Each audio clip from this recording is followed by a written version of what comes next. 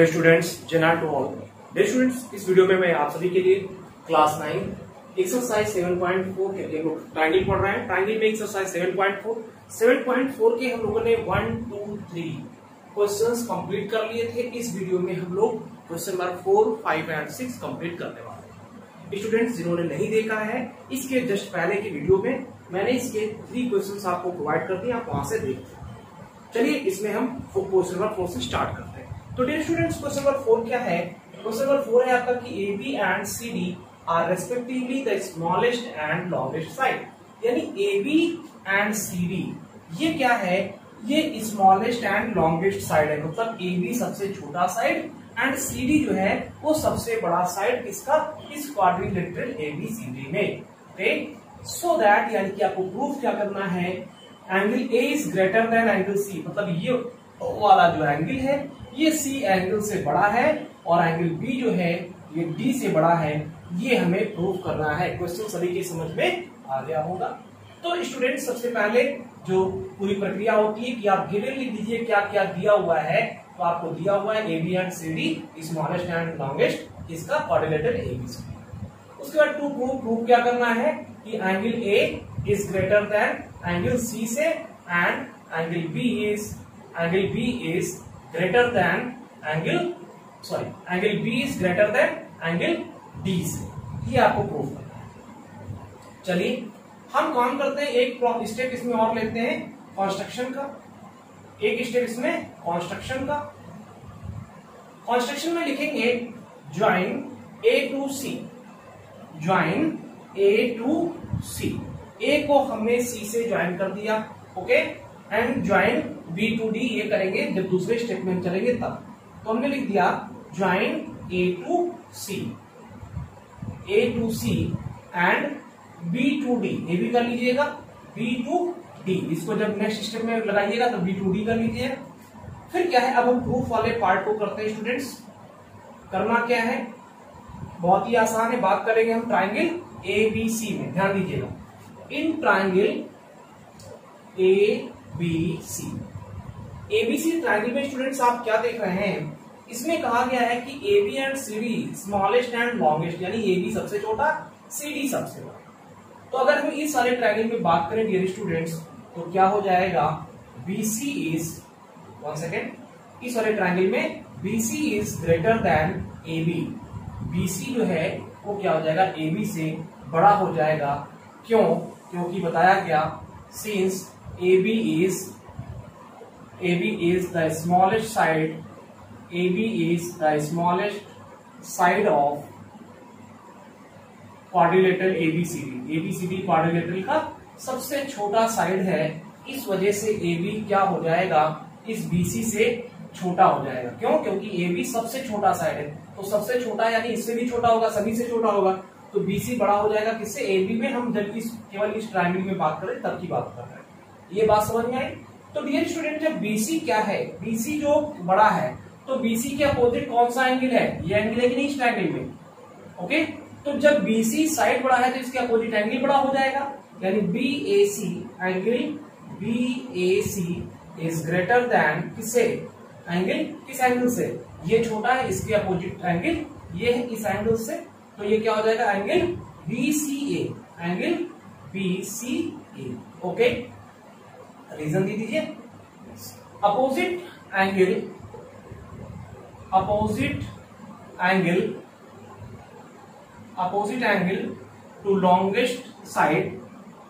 To longer side is greater. यानी students जो क्या होता है, जो ग्रेटर यानी कि जो कहा गया है जो लॉन्गेस्ट साइड के क्या होता है? अपोजिट एंगल होता है, वो ग्रेटर होता है। ये रीजन आपने दे दिया। इसको इक्वेशन नंबर आप फर्स्ट कह दीजिए, कोई कंफ्यूजन नहीं है। ओके, चलिए अब हम बात करते हैं in triangle ABC। Now in triangle ADC, तो डियर स्टूडेंट्स ADC में आप क्या देख रहे हैं? CD is greater than AD। CD is greater than AD। क्यों? क्योंकि बताया गया है CD is the longest side. ठीक, CD since CD is longest side of ABCD quadrilateral, जो भी है लिख दीजिएगा। ओके, तो जब CD बड़ा हो गया, CD मतलब ये वाली साइड जब बड़ी होगी तो इसके अपोजिट एंगल कौन सा, इस ट्रायंगल में ये एंगल क्या हो गया, एंगल कौन सा, DAC, angle DAC is greater than किससे, AD से। AD कौन सा है, ये है, इसके अपोजिट एंगल कौन सा, इस एंगल से। तो एंगल क्या लिखेंगे, ACD, एंगल ACD या DCA, एंगल DCA से। क्यों, सेम वही दे दीजिए, एंगल अपोजिट टू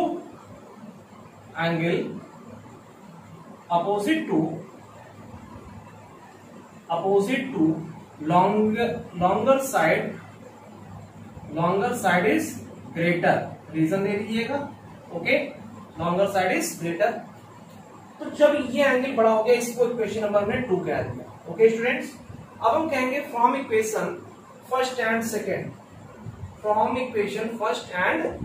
या adding equation first and second from equation first and second. First equation से अगर देखेंगे तो BAC plus DAC, angle BAC plus angle DAC is greater than BAC plus DAC, जो है ग्रेटर है किससे, एंगल BCA प्लस एंगल आपका DCA से। BCA प्लस DCA से क्या हो गया, ग्रेटर हो गया। तो BAC प्लस DAC स्टूडेंट्स क्या हो गया, BAC प्लस DAC मतलब ये पूरा हो गया, एंगल A हो गया कि नहीं हो गया। इस पूरे को आप एंगल A कह सकते हैं कि नहीं कह सकते हैं, एंगल A हो जाएगा। इस ग्रेटर देन इस BCA प्लस DCA को, इसको ये पूरा एंगल कह सकते हैं क्या, आप कह सकते हैं एंगल C। तो इस तरह से क्या देख रहे हैं कि एंगल A आपका ग्रेटर आ गया किससे, एंगल C से। इसी तरह से आप लिख देंगे सिमिलरली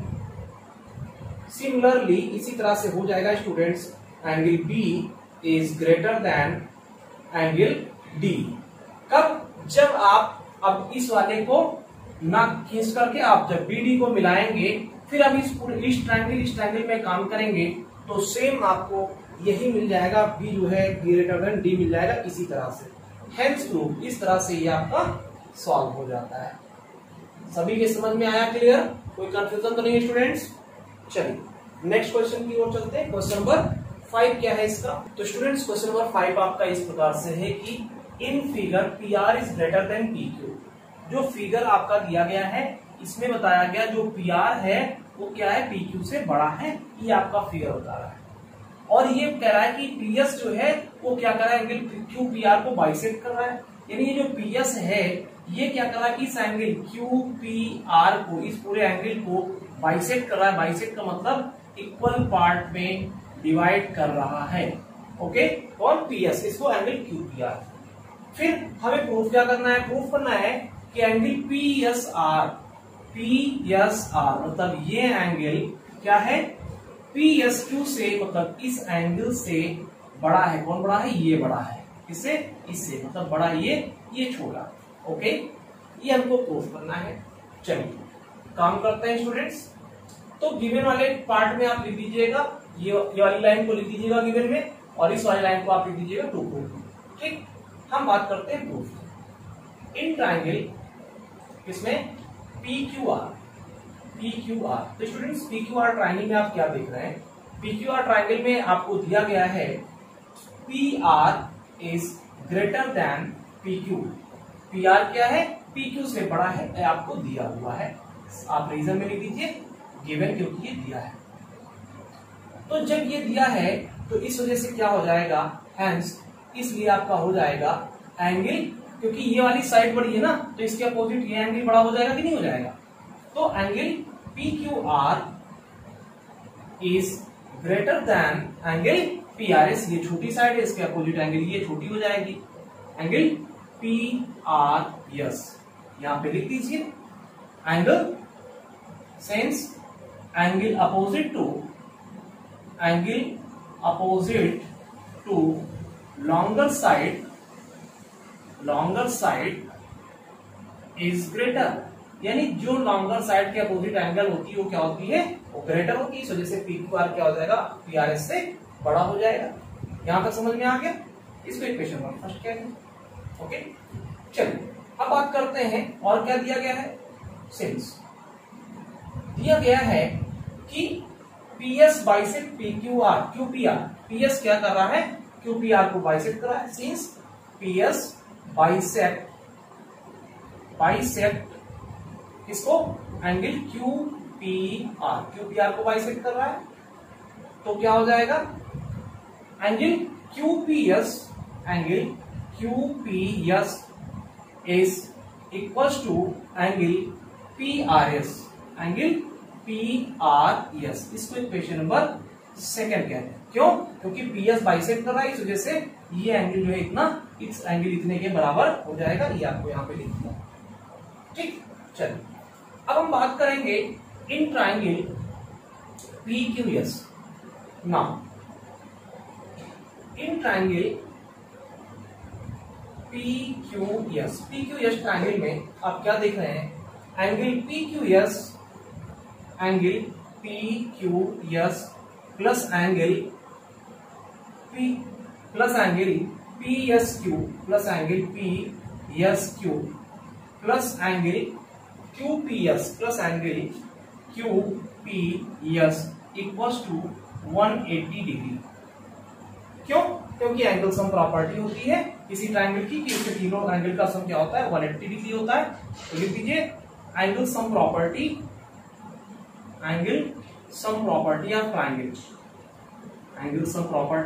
ऑफ ट्राइंगल, किसी ट्राइंगल की एंगल सम प्रॉपर्टी होती है तीनों एंगल का सम 180।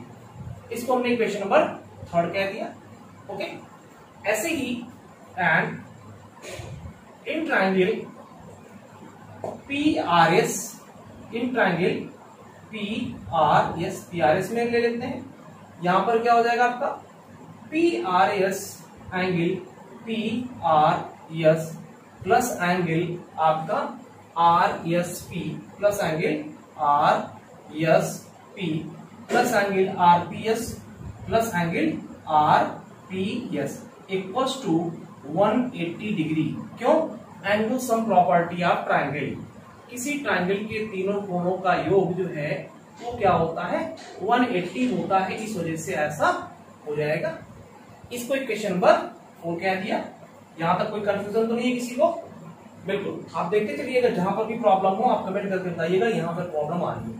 तो स्टूडेंट्स क्या है, ये हो गया। अब हम कहेंगे from equations third and fourth we get, from equation third and fourth we get, from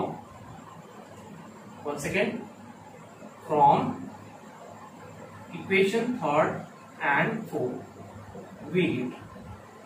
तो थर्ड एंड फोर्थ से आपने क्या देखा, तो थर्ड ये भी 180 है और ये भी 180 है, यानी राइट हैंड साइड दोनों के क्या है, दोनों के right hand side equal. Students इस वाले पोर्शन को हम इरेज कर दे रहे हैं, इसको आप लगा लीजिएगा, स्क्रीनशॉट ले लीजिए। इस वाले पोर्शन को हम इरेज कर रहे हैं यहां से, ठीक है। चलिए, क्योंकि नीचे लिखेंगे तो आपको दिखेगा नहीं। चलिए क्वेश्चन भी इरेज कर दे रहे हैं ताकि यहाँ पे हम सही ढंग से लिख सकें। चलिए, तो अब जब ये आ गया मेरे स्टूडेंट्स कि पीआरएस इन दोनों को करेंगे तो ये भी 180 ये भी 180, तो फ्रॉम थर्ड एंड फोर्थ हमने लिख दिया है। तो क्या हो जाएगा, angle P Q S plus angle P S Q plus angle आपका Q P S equals to, क्यों? क्योंकि ये भी 180 ये भी 180, तो लेफ्ट हैंड साइड आपस में इक्वल हो जाएंगे। तो एंगल क्या हो जाएगा, angle P R S plus angle R S P plus angle आपका R P S plus angle R P S, ये दोनों इक्वल हो गए। अब डियर स्टूडेंट्स आपने क्या देखा था, जो कि क्यूपीएस है वो क्या है, पीआरएस के बराबर है। क्यूपीएस कौन सा, क्यूपीएस, क्यू देख रहे हैं, पी यस क्या है, आरपी यस के पी आर एस के बराबर है। पी, हाँ यहां से आपने क्या देखा था, QPS, QPS इक्वल्स टू आपका क्या, PRS नहीं, यहाँ पे RPS होगा। क्या होगा, RPS होगा। ओके, RPS क्यों, क्योंकि ये एंगल इस एंगल के बराबर है तो RPS होगा यहाँ पे। तो अब क्या देखा कि आपने QPS जो है RPS के बराबर है, तो यहाँ पे RPS और यहाँ पे Q, आपका क्या है QPS यहाँ पे। तो आप देख रहे हैं जब ये दोनों बराबर था तो इसके जगह पे आप क्या लिख सकते हैं, RPS लिख दीजिए। तो RPS और RPS दोनों कैंसिल आउट हो जाएगा कि नहीं हो जाएगा एटम, क्योंकि यहाँ पे QPS की जगह पे RPS रखा जा सकता है। तो जब यहाँ RPS रख दोगे तो RPS इधर भी RPS उधर भी, और दोनों तरफ एडिशन में है तो RPS से क्या हो जाएगा, कैंसिल हो जाएगा, यानी एक टर्म यहाँ पे कैंसिल आउट हो गया। इसको आप ध्यान से समझिएगा, ठीक है। फ्रॉम यहाँ पे लिख दीजिए, क्यों, क्योंकि फ्रॉम इक्वेशन सेकंड से हमने किया, इसको कट कर दिया क्योंकि ये दोनों बराबर हैं आपस में। तो अब क्या हो गया, तो स्टूडेंट्स इसको आप लिख सकते हैं कि angle PRS plus angle RSP equals to आपका angle PQS plus angle PSQ। Okay, ये आप लिख सकते हैं। तो डियर स्टूडेंट्स क्या हो जाएगा, एंगल PRS। अब आप जान रहे हैं कि यहाँ पे बताया गया है इस वाले में कि जो PQS है, PQS क्या है, ये PRS से बड़ा है। PQS जो ये है ये क्या है, PRS से बड़ा है, यानी PQS बड़ा है तो PRS को रखेंगे तो छोटा हो जाएगा।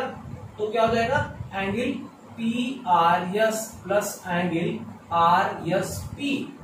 क्या, जब यहाँ पे PQS बड़ा है इसलिए छोटा रख देंगे तो ये पार्ट छोटा हो जाएगा, ये पार्ट आपका बड़ा हो जाएगा। तो क्या रख देंगे, PRS